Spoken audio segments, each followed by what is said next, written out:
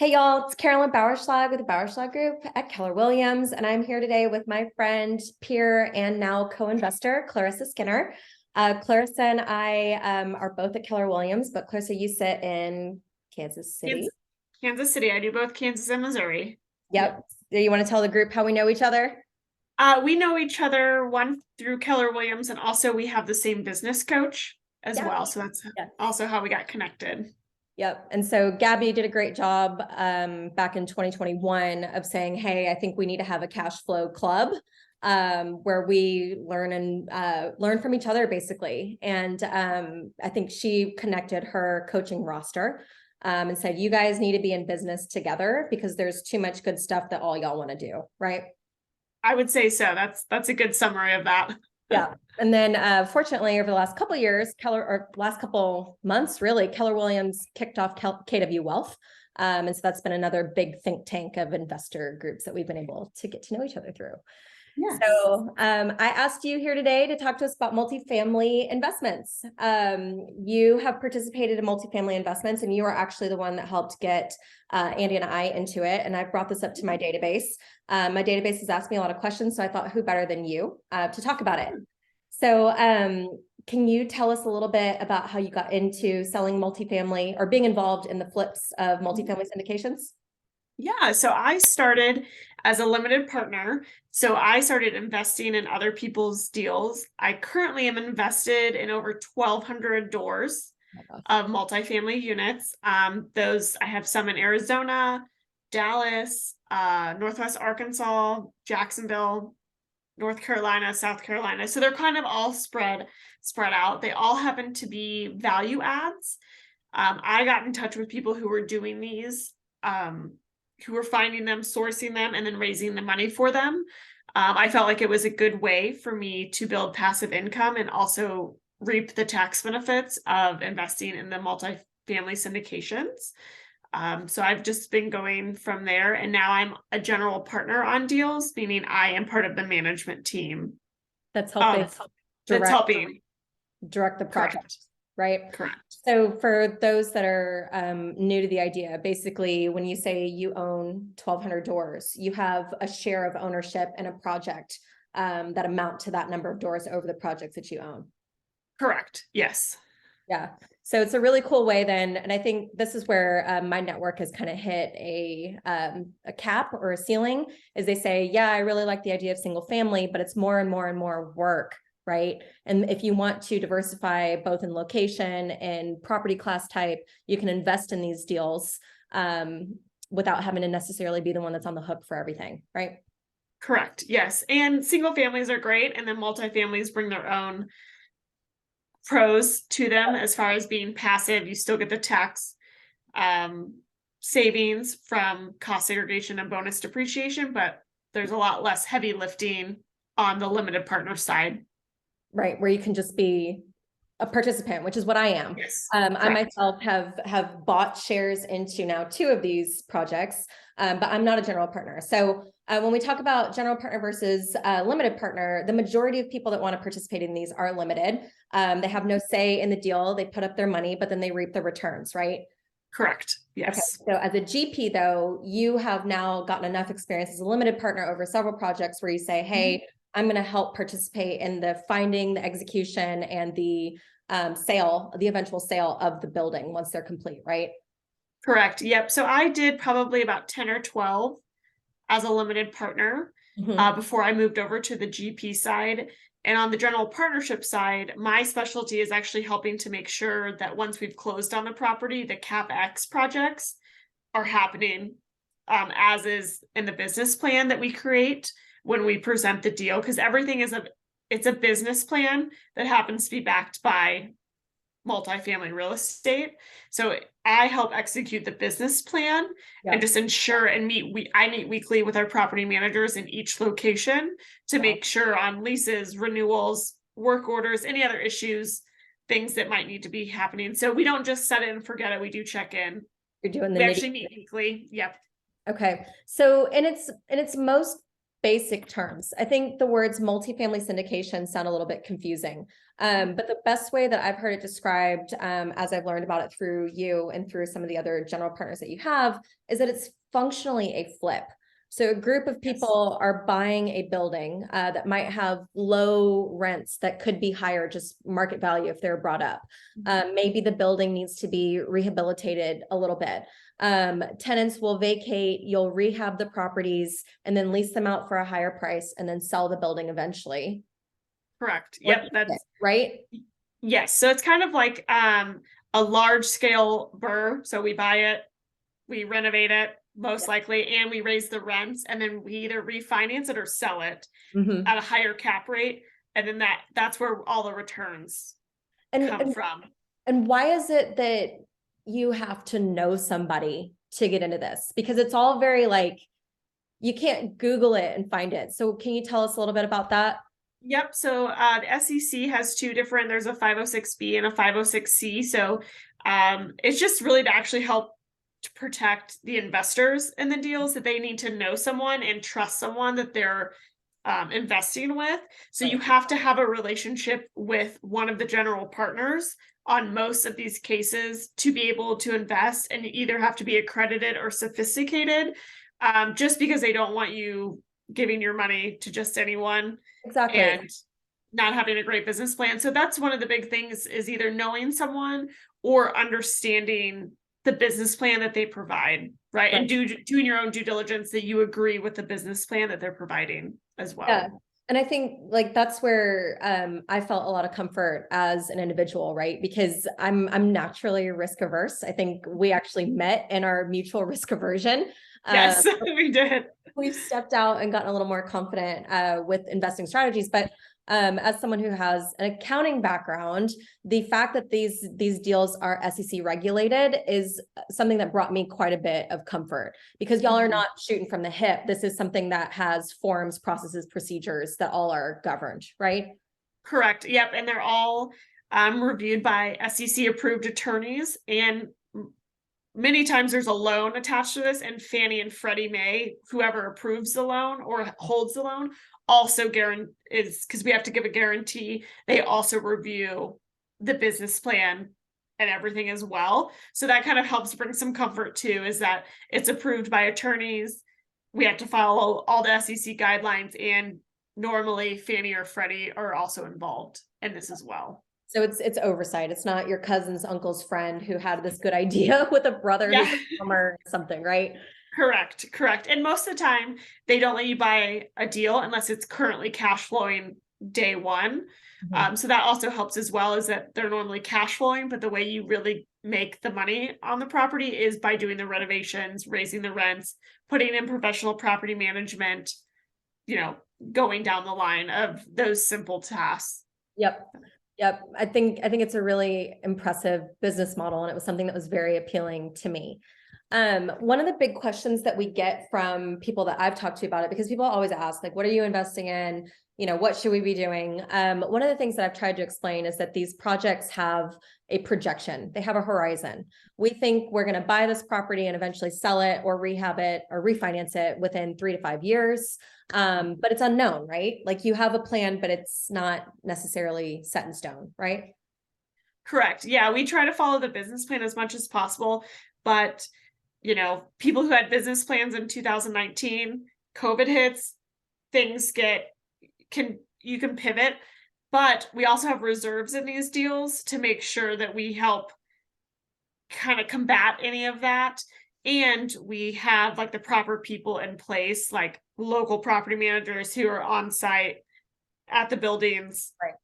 We meet weekly, so we don't let a problem arise or go on too long before we shift. And if a property ever got what we would call stale, where we couldn't grow the business or grow the rents, we would just exit out of the property then. Right. So there's an element of risk for everyone that invests, but generally speaking, at least on the deal calls that I've gotten to sit in on, what I've seen is that over that 3 to 5 years, in order for the deals to be deemed worth it, essentially in your eyes, y'all are looking for a return in total of somewhere between 70-100% over the life of that 5-year horizon, right? Yep, normally it's a average rate of return is around 20%. Cash on cash can be anywhere between 6 to 10%, depending on how long they hold your money for, Right. or all of that. There's lots of factors. I think the nicest thing about these deals is the equity multiplier that comes along with the deals for your money. Most of them are between 1.5 and a little over 2. I would say like maybe 2.1%. So that's where you can really make your money is on the equity multipliers, where you give your money, and let's say you give 50,000 and 1.5 times, then it turns into, at the end of the deal, they'll return 75,000 plus your distribution. So you can then turn around in the next deal and keep your velocity of money growing that way as well. Yep. So equity multiplier being, hey, I invested 50, I could get somewhere between 75 and 100 based on y'all's projections on this particular deal when you cash out of it. Correct. Yep. Yeah. So I think that was kind of the interesting, the most interesting thing to me is like, you could, if you invest, let's say 50,000 once a year, and these deals pay out over the course of 5 years, you basically are creating cash flow for yourself that comes back to you, thereby replacing your income or helping to replace your income over time. Right. Correct. Yep. I always say like, hey, I use it as like a long-term savings account. Yeah. And I think where some of the people were getting hung up that I was talking to was that they were surprised that the annual distributions or the quarterly distributions in year 1, year 2, year 3 were like 5, 6, 7%. They say, well, that's not really a return that's all that interesting. But I think the point is that you wouldn't even get that type of return if you were doing a regular flip, right? You never see the money until the asset actually sells, right? So you're basically getting paid residuals off of increased rent, higher profitability on the deal, and then the multiplier comes back at the end, right? Correct. Yep. And something to keep in mind is also, if you are a real estate professional, we do pass along the depreciation of the property as well on a K1, which can help. Even if you're not a real estate professional, if you make under a certain income, you can also help offset some of your tax liability. So I always tell people I do it as kind of like a long-term savings account that come with tax benefits that happens to cash flow somewhat in the middle. Yeah. Hard to argue, right? Yep. I think it is. One of the other things that really caught my attention was kind of the macroeconomic reason to do this, right? Affordability has been functionally stripped out of the hands of a lot of people over the last 2.5 years, right? So when we talk about multifamily and sort of the risk associated with a 3 to 5 year project, I think the prevailing thought is that rents are probably not going to collapse. And if anything, if you pick the right area, they'll probably go up. Is that something that you can speak to a little bit? Yeah, we really try to understand, that local economy of what's happening with the rents. Like right now we have a lot going on in Charleston. I know more about the Charleston market than I think some people in Charleston know about the market, Right. because we understand what are the prices of homes currently, what are the rents currently, with interest rates rising and people having to go back to renting, possibly the lack of housing that's available. One, like you said, rents are never going to go to zero. And if people can't buy or they need to sell their home due to like economic reasons, they're going to go to rent, right? They have to live somewhere. One thing I like about risk on these is that not every tenant is going to move out on you. Right. So if you have a single family rental and they move out, you're covering the mortgage. Here, yes, here we're covering, if it's a 72 unit apartment complex, well, not all 72 are going to move out on you. Yeah, overnight. So that's just something that helps me, because I am very risk averse. That helps me sleep at night knowing, hey, not every tenant's going to move out overnight. Right. You got a lot of different eggs in a lot of different baskets. Yeah. As an individual investor who sits in Kansas City, do you have discomfort, or how did you get comfortable with eventually investing in places that you don't necessarily reside in? I think because I understood the business plan first and understood what were they doing. They were buying these buildings, they're adding value. So already the price is going to go up. Understanding, are they reasonable on their rents, right? So some of it you have to do your own due diligence. I also suggest always looking up where the closest Starbucks and Chick-fil-A is, because both of those companies spend millions and millions of dollars Yeah. researching where is the population going, what's happening with the population, can they afford our product, right? Yeah. So although that's not very professional advice, I can trust that those companies spend a lot of money. And I look to see, like, would I want to live there? If looking on a map, like, where is the closest interstate, where's the closest grocery store? Think of it as if you're the tenant as Right. well, what Right. you would do. And I understand real estate because I am a real estate agent. Right. But I got comfortable understanding that I knew, one, if the economy turned, people were going to have to go to renting. Right. I checked out the areas and I made sure that I felt comfortable with the business plan that they were putting in place. So it made it a lot easier to invest in those deals. And I've had quite a few come to fruition and sell.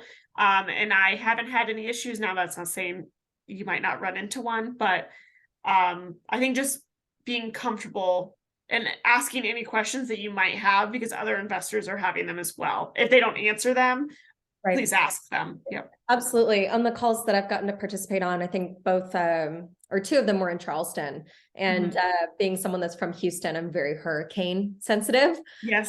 Yep. So I asked questions about insurance around hurricane, flood risk, all that type of thing. And they were very, very much able to answer them, which gave me kind of like that investor comfort that I was looking for. So I think my last question for you here is, if someone wants to get involved, if they say, hey, I think this might be a really interesting asset class for me to participate in, what steps do they need to take in order to do so?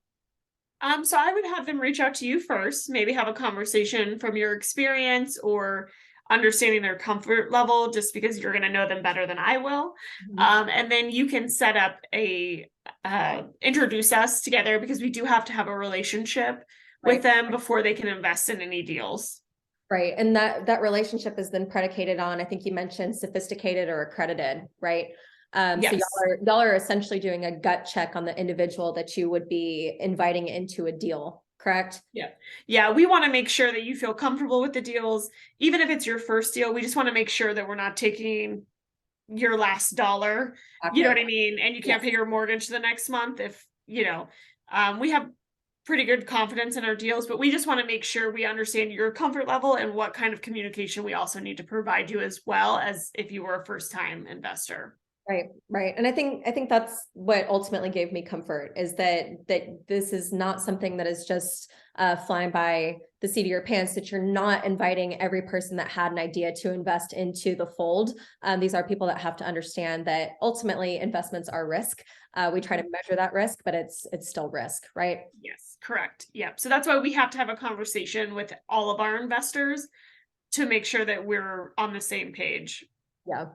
Well, I can't thank you enough for being the person that made the introduction for me, to be able to get into this. This is the single most exciting thing that Andy and I have seen for our wealth journey.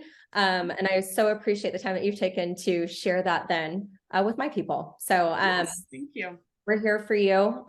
If you have questions about multifamily syndications, we're here to answer them. I'll obviously be able to field those questions for my people and then pass it along to Klarissa so that you can be ready for the next deal, right? Yes, yes. We always have deals coming. So it can't be too ready. So thank you so much for your time today, and we'll talk to you soon. Thank you.